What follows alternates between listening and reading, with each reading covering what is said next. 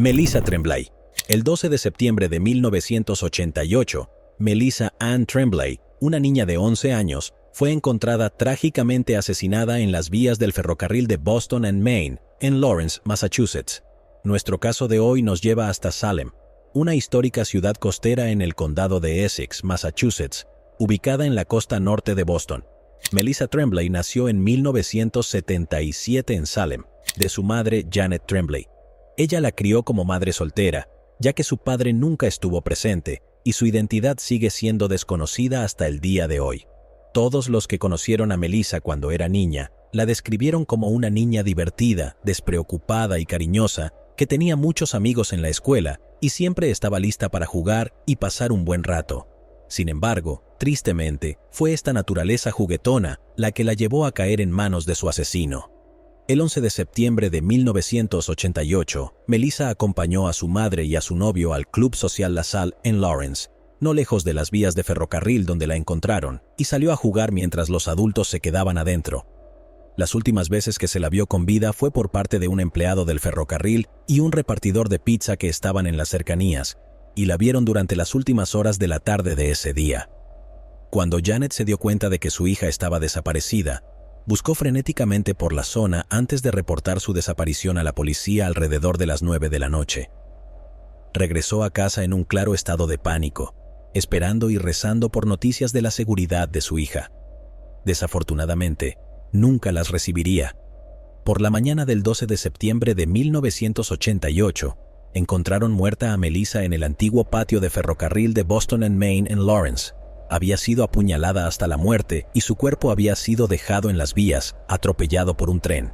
Los detectives que llegaron a la escena teorizaron que el asesino probablemente había hecho eso con la esperanza de mezclar el cuerpo y eliminar cualquier posible evidencia física que hubiera dejado. Sin embargo, el equipo forense que analizó el cuerpo encontró que la naturaleza de sus heridas de apuñalamiento indicaba que su asesino era zurdo. El detective principal del caso fue el oficial de policía de Lawrence, Thomas Murphy, quien quedó impactado por la brutalidad del asesinato y decidió buscar implacablemente justicia para Melissa. Él y su equipo recuperaron evidencia física del cuerpo y de la escena del crimen, pero nunca se reveló la naturaleza de esta evidencia. No obstante, se asume que, dado que no se realizaron arrestos en ese momento, la evidencia que recopilaron no era viable para ser utilizada en la investigación, por lo que todo se archivó para más adelante, cuando la tecnología forense se desarrollara lo suficiente como para utilizarla. La policía entrevistó a numerosos testigos, sospechosos y personas de interés, y la única pista que encontraron fue que había una camioneta sospechosa en el área donde Melissa se encontraba el día que fue asesinada, pero cuando investigaron más, nadie pudo ayudarlos a identificar la camioneta o a su dueño, y a medida que pasaba el tiempo, no encontraron nuevas pistas. El caso quedó sin resolver y la investigación se enfrió como hielo. En 2014, más de 25 años después de la muerte de Melissa, las autoridades volvieron a examinar el caso sin resolver y el investigador principal, el teniente Peter Shirba, decidió que el caso debía reabrirse. Unos años después, la evidencia recuperada del cuerpo de Melissa se presentó para su análisis y en 2022, 33 años después, los detectives por fin tenían un sospechoso. El 26 de abril de 2022, Marvin McClendon Jr., un hombre de 74 años y ex oficial correccional de Massachusetts, fue arrestado en su casa en Bremen, Alabama, por el asesinato de Melissa por la Policía Estatal de Alabama, aunque nunca se reveló públicamente la naturaleza de las pruebas utilizadas para determinar su culpabilidad. El comunicado de prensa indicaba que la evidencia recuperada del cuerpo fue crucial para identificarlo como sospechoso. Cuando los detectives investigaron más a fondo su puerca vida, salieron a la luz una serie de detalles incriminatorios. McClendon era un empleado jubilado del Departamento Correccional de Massachusetts, pero no estaba trabajando para el Estado en 1988. Trabajó en el departamento en 3 ocasiones diferentes desde 1970 hasta 2002, pero en el momento del asesinato se dedicaba a trabajos de carpintería en Chelmsford, una localidad cercana a Lawrence. Los detectives descubrieron que también tenía múltiples vínculos con Lawrence, que está cerca de Salem, donde vivía Melissa y donde se encontró su cuerpo. Trabajó en la ciudad y frecuentaba numerosos establecimientos allí, incluida la Iglesia Adventista del Séptimo Día en la calle Salem. También tenía una camioneta similar a la que los testigos vieron cerca de Melissa el día en que desapareció. Junto con las pruebas físicas que lo vinculaban con la escena, fue suficiente para que los investigadores por fin realizaran un arresto en el caso después de una larga espera de 33 años. La familia emitió un comunicado en el que dijeron: «Queremos agradecer a la policía que trabajó arduamente durante todos estos años para asegurarse de que se hiciera justicia. Desde su asesinato en 1988, siempre hemos rezado por justicia. Nunca hemos dejado de pensar en Melissa». Algunos amigos de la joven, que ahora son adultos de mediana edad, también hicieron declaraciones. Andrea Ganley, quien no quiso mostrar su rostro, tenía un mensaje para el acusado: «Tomaste la vida de una niña de 11 años y luego pasaste otros 33 caminando libremente. ¿Y dónde está ella? En una tumba». Tanto la familia como los amigos de Melissa esperan la sentencia de Marvin McClendon. No obstante, están felices de haber encontrado al asesino de su querida niña después de todos esos años y recibir algún tipo de cierre. Xu Ming Tang. El 26 de abril de 1993, en un acto que dejó atónita a una comunidad, el dueño de una tienda e inmigrante llamado Xu Ming Tang fue tiroteado y asesinado en la tienda que poseía. El caso nos lleva a San Carlos, una ciudad en el condado de San Mateo, en el estado de California, Estados Unidos. Tang nació y se crió en Taiwán. Era un hombre de familia, un amado padre y esposo. Sirvió como oficial en la Fuerza Aérea de Taiwán y recibió numerosas condecoraciones por su servicio antes de retirarse y mudarse junto con su familia a Estados Unidos. Se trasladó a Estados Unidos con la esperanza de establecer una vida mejor para su familia, persiguiendo el sueño americano. Sin embargo, este sueño pronto se convirtió en una pesadilla. Inicialmente, todo iba perfectamente para Tang y su familia. Se mudaron a la ciudad de San Carlos, en California, y comenzaron su nueva vida juntos. Tang compró y comenzó a administrar la tienda Devonshire Little, una tienda general que se convirtió en un lugar importante para la comunidad de San Carlos.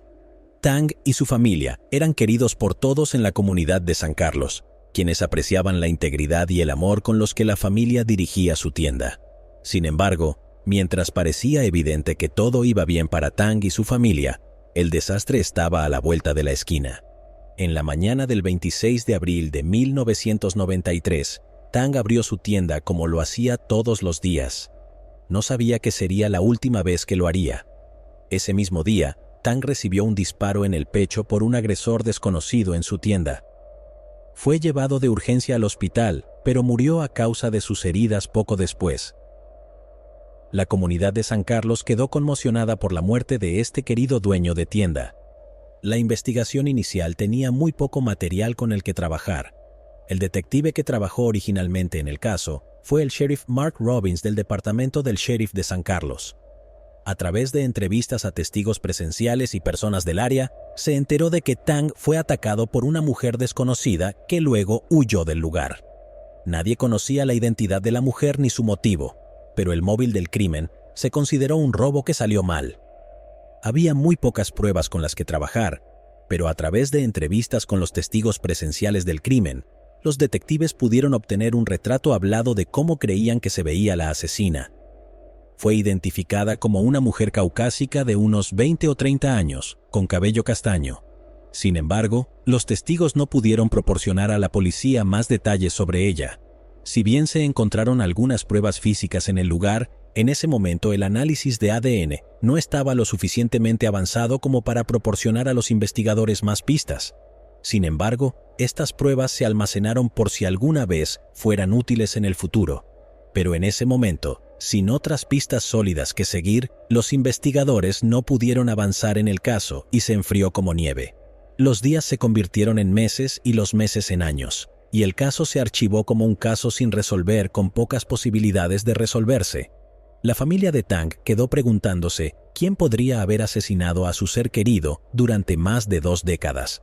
El caso, que fue noticia a nivel nacional en ese momento e incluso apareció en el popular programa America's Most Wanted, permaneció sin resolver durante casi 29 años. El tiempo pasó y el condado de San Mateo absorbió al departamento del sheriff de San Carlos en sus operaciones más grandes. La oficina del sheriff del condado de San Mateo se hizo cargo de la investigación en 2010, cuando comenzó a ofrecer servicios policiales para San Carlos. Sin embargo, incluso 8 años después de esto, no había esperanzas hasta que la unidad de casos sin resolver de la oficina del sheriff reabrió la investigación en 2018, cuando creyeron que era posible encontrar a un sospechoso. Los detectives de la unidad de casos sin resolver, Rick Jackson y Josh Wang, fueron los nuevos responsables del caso. Durante una reciente investigación de este caso de 29 años en 2022, los detectives identificaron a una persona de interés que llevó a los investigadores al condado de Washington, Oklahoma. El 16 de marzo, los detectives del sheriff del condado de San Mateo realizaron operaciones simultáneas en Oklahoma y Sacramento. Durante las operaciones se descubrieron pruebas adicionales y como resultado, los detectives del sheriff arrestaron a Raina Hoffman Ramos, de 63 años, en Oklahoma. Hasta ahora, las autoridades aún no revelan cómo vincularon a Hoffman Ramos con la muerte de Tang, ni si ella proporcionó detalles sobre lo que sucedió en la tienda ese trágico día en 1993. Los detectives solo han revelado que se encontraron pruebas de ADN no especificadas que la vinculaban al caso como la responsable. El sheriff del condado de San Mateo, Carlos Bolanos, agradeció a la familia de Tang por su apoyo y agregó que esperaba que por fin obtuvieran la justicia que merecían. La tienda Devonshire Little todavía está en funcionamiento, casi 29 años después. Aunque la muerte de Xu Ming Tang ocurrió hace décadas, su legado aún es importante para el actual propietario, Chung Sun, otro propietario inmigrante que le compró la tienda a la viuda de Tang poco después de su muerte. Si bien dice que está aliviado de que se haya arrestado a una sospechosa, no cambia la tragedia que ocurrió. Este caballero nunca le hizo nada malo a nadie, dijo Sun. Si bien el asesinato de Tang sin duda sigue siendo una tragedia, esperamos que su familia y seres queridos hayan encontrado alguna forma de cierre con el arresto de su asesina después de todos estos años. La justicia para la familia de Tang está cerca, dijo el sheriff del condado de San Mateo, Carlos Bolanos, en una conferencia de prensa después de que se resolviera el caso. Hoffman Ramos actualmente está detenida sin fianza en Oklahoma a la espera de ser extraditada. Richard Bichel Sr.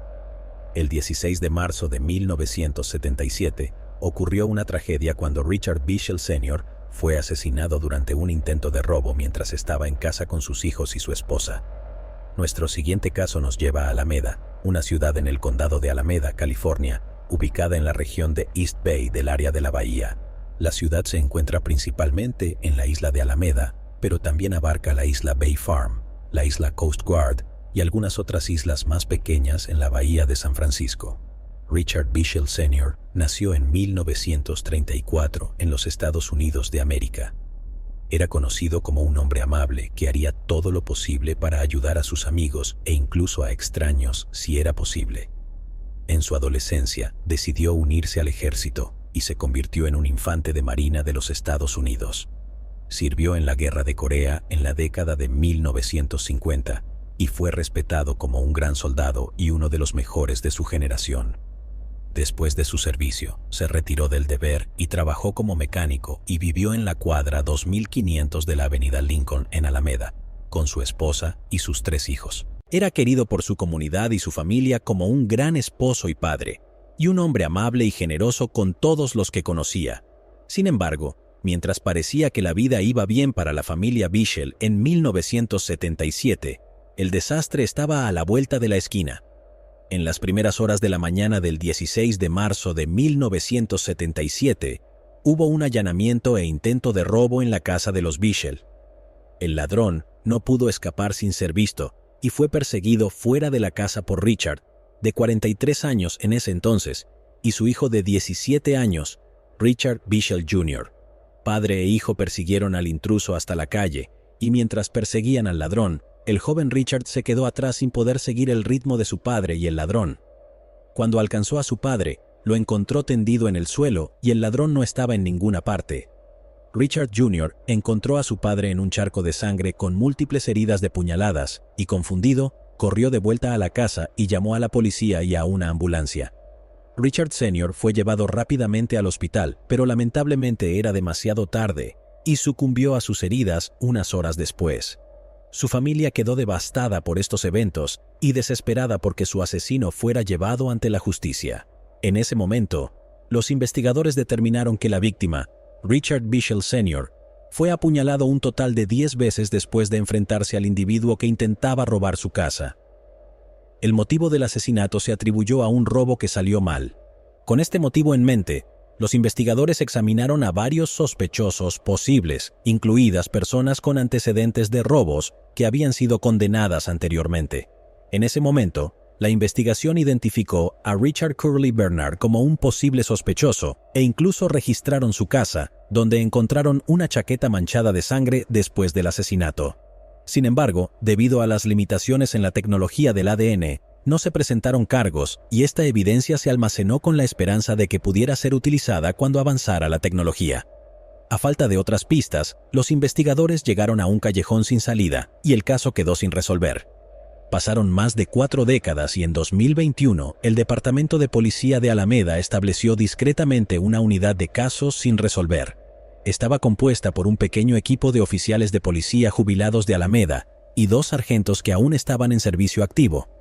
La unidad es dirigida por el detective jubilado Lorenzo Graham.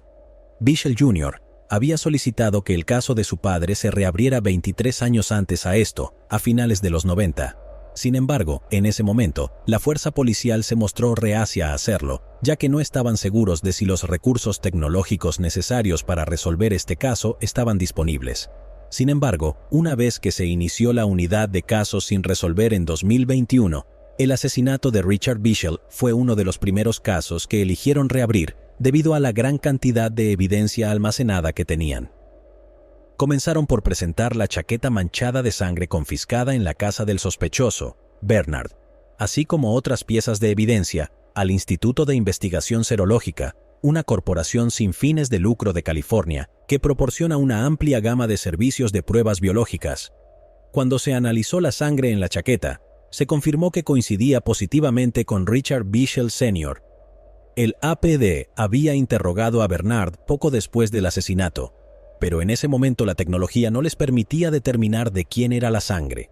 Pero eso había cambiado ahora con el avance en la tecnología, dijo el detective principal Lorenzo Graham. Con esta coincidencia positiva, junto con la evidencia circunstancial que los detectives habían encontrado, se demostró que Richard Curley Bernard fue el asesino de Richard Bichel Sr. todos esos años atrás. Los detectives comenzaron de inmediato a buscar a Bernard con la esperanza de acusarlo y arrestarlo por el asesinato, pero descubrieron que Bernard era un criminal profesional que fue arrestado y condenado por una serie de robos en Alameda y 2 agresiones sexuales en la década de 1970.